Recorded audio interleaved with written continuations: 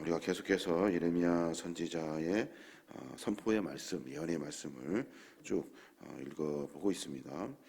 우리가 어제까지 예레미야 선지자의 12번의 선고 설교 중에 7번째 설교의 말씀까지 우리가 함께 읽었습니다. 오늘은 8번째 설교가 시작하게 되는데 18장부터 20장까지가 예레미야 선지자의 8번째 선포이고 설교예요.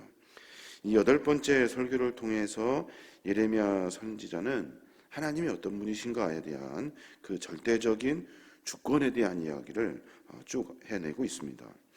하나님의 법에서 떠나 자행자지하지 않는 그 유다 백성들만이 하나님 안에서 은혜를 만날 수 있다는 거죠. 또 백성의 죄악들을 하나씩 지적해내면서 하나님에게로 돌아오면 하나님께서 인도하시는 그 은혜 가운데 거하면 우리는 멸망하지 않고 살 수 있다 하면서 분명한 선포를 하고 있는 거예요. 이 8번째 설교를 굉장히 효과적이고 생동감 있게 그리고 잘 알아들을 수 있도록 설명해내기 위해서 예레미야 선지자는 2가지 비유를 사용하죠. 하나는 토기장이에 비유하고 그리고 깨어진 오지병의 비유에 대한 그 이야기를 하고 있습니다. 우리가 7번째 설교까지 결론적으로 말한다면 우리 마음을 하나님께로 돌이키라는 거죠. 우리 마음을 하나님께로 돌이키라. 그리하면 하나님은 우리의 삶 가운데 은혜를 베풀어 주실 것이다. 그것이 결론이라면 오늘 8번째부터 이야기되어지는 것은 하나님이 어떤 분이신가에 대한 분명한 이야기를 하고 있는 거죠. 오늘 그 비유로 토기장이에 대한 이야기를 하게 되는데 하나님께서는 남유다 사람들을 멸망시키려고 작정하셨어요. 왜냐하면 잘 아시는 것처럼 그들이 이방신을 섬기고 우상을 섬기는 일 때문에 하나님을 버렸기 때문에 그래요. 오늘 예레미야 18장부터 20장에 기록된 내용들, 그 시대적인 배경을 좀 보면 아마도 유다 왕 요야김의 시대일 거예요. 그리고 바벨론과 친애굽 사이에서 요야김이 친애굽 쪽으로 마음을 돌이키고 그리고 바벨론은 아주 그냥 무시했던 그런 시대가 아니었나 하는 생각을 해보게 됩니다.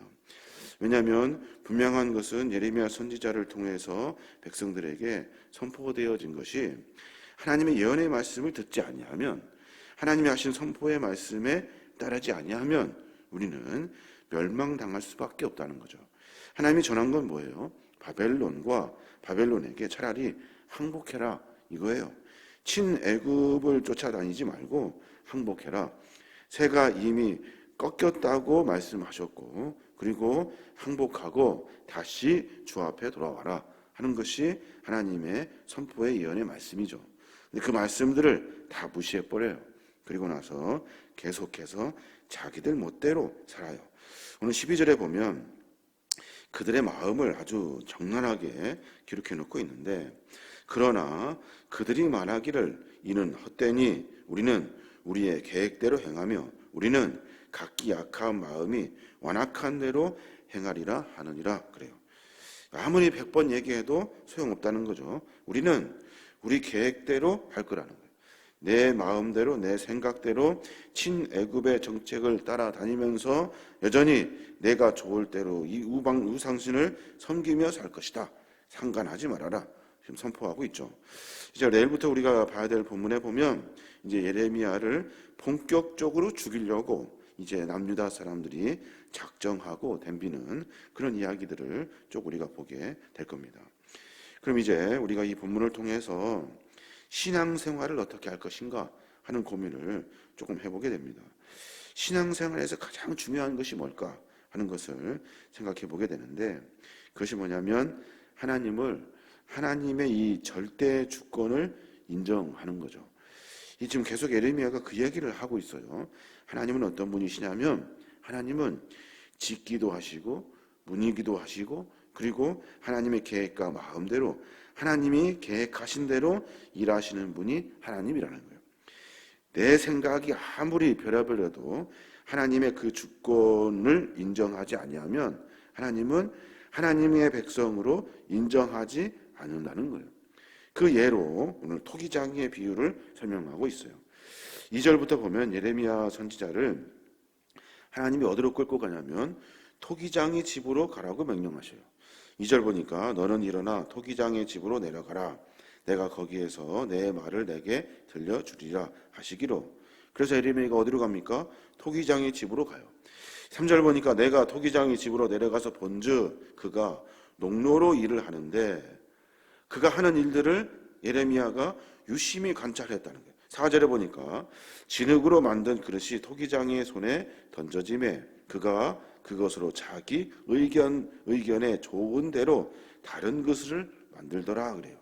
진흙을 턱하니 그 위에 올려놓더니 자기가 가만히 생각하여 짓고 싶은 그릇을 짓더라는 거예요. 뿐만 아니라 토기장이가 그 그릇이 마음에 안 들면 그러면 그냥 단방에 무너뜨려 버리더라는 거예요. 오늘 토기장이의 비유는 선지자 이사야에서도 기록되어 있고 사도 바울도 토기장의 비유를 하고 있고요. 그리고 오늘 나왔던 예레미야 선지자도 토기장이의 이야기를 하고 있어요. 하나님은 어떤 분이시냐는 거예요. 하나님은 토기장이와 같으신 분이라는 거예요. 우리를 짓기도 하시고 무니기도 하신다는 거예요. 6절에 보니까 여호와의 말씀이니라 이스라엘 족속아 이 토기장이가 하는 것 같이 내가 능히 너희에게 행하지 못하겠느냐. 이스라엘 족속들아 진흙이 토기장이의 손에 있음 같이 너희가 내 손에 있느니라 라고 선포해요. 이 말을 들으면 어떻게 해야 돼요? 아, 하나님이 무언가 원하시는 것이 있구나.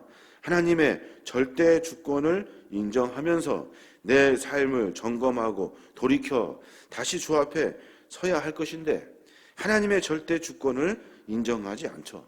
그래서 여전히 자기 마음대로 하고 싶은 대로 해요. 무슨 토기장이냐? 하나님이 뭐 그런 분이냐?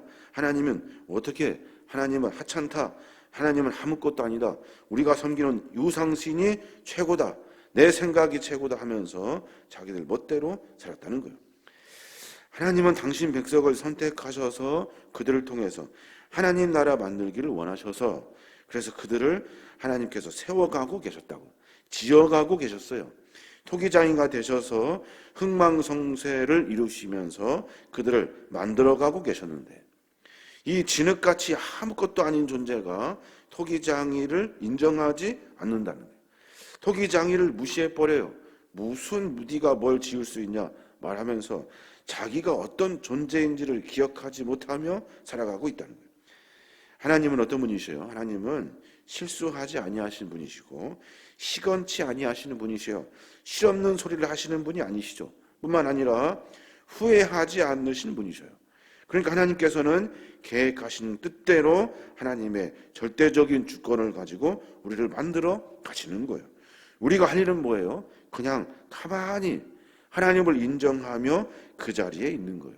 마치 진흙이 그 토기장이의 그 그릇 위에 올려져 있어서 무엇을 만들지를 기대하며 소망하며 가만히 있는 거예요. 이게 진흙이 할 일이에요. 남유다 백성들이 해야 할 일인데 여전히 자기들 멋대로 하고 있다는 거예요. 나 그릇이 되고 싶어요. 멋진 그릇 되고 싶어요. 나 뭐가 되고 싶어요. 뭐 하고 싶다고 하면서 자기 멋대로 살고 있다는 거예요. 인간의 머리털 하나도 다 주관하고 세시는 하나님인데 그 인간의 가장 적당하고 가장 알맞은 것들로 만들어 가시는 하나님, 그 하나님이 이미 다 알고 계시고 만들어가고 계시는데 남유다 사람들은 자기들 멋대로 하고 있다는 거예요. 그래서 11절에 경고의 말씀을 하고 있는 거예요. 그러므로 이제 너는 남유다 사람들과 예루살렘 주민들에게 말하여 이르기를 여호와의 말씀에 보라 내가 너희에게 재앙을 내리며 계책을 세워 너희를 치려하노니 너희는 각기 악한 길에서 돌이키며 너희의 길과 행위를 아름답게 하라 하셨다 하라 하고 선포하고 있는 거예요. 너희들 이제 하나님의 계획에 의해서 멸망된다. 정신 차리고 돌이켜서 하나님 앞에 서라. 하나님의 주권을 인정해라. 라고 지금 선포하고 있는 겁니다. 하나님은 어떤 분이십니까? 하나님은 분명히 우리의 삶을 하나님의 뜻대로 만들어 가시는 분이셔요. 우리가 할 일은 뭐예요? 하나님의 주권을 인정하는 일이에요. 우리가 기도할 일은 뭐예요? 하나님, 우리를 불쌍히 여겨 주십시오. 하나님, 우리의 연약함을 아시는 주님께서 가장 적당한 나에게 딱 맞는 그릇을 지으시고 만들어 주십시오. 하나님, 그 마음을 나에게 돌이키지 마시고 나에게 긍휼의 은혜를 베풀어 주십시오.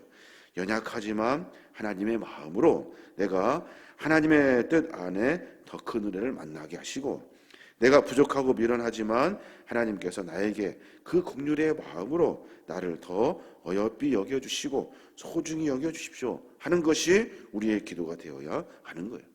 여전히 자기 멋대로 자기 마음대로 살아가게 되는 겁니다. 지금 에레미야 선지자는 8번째 설교를 통해서 남유다 백성들의 잘못을 지적하고 있어요. 너희들 왜 하나님을 인정하지 않니?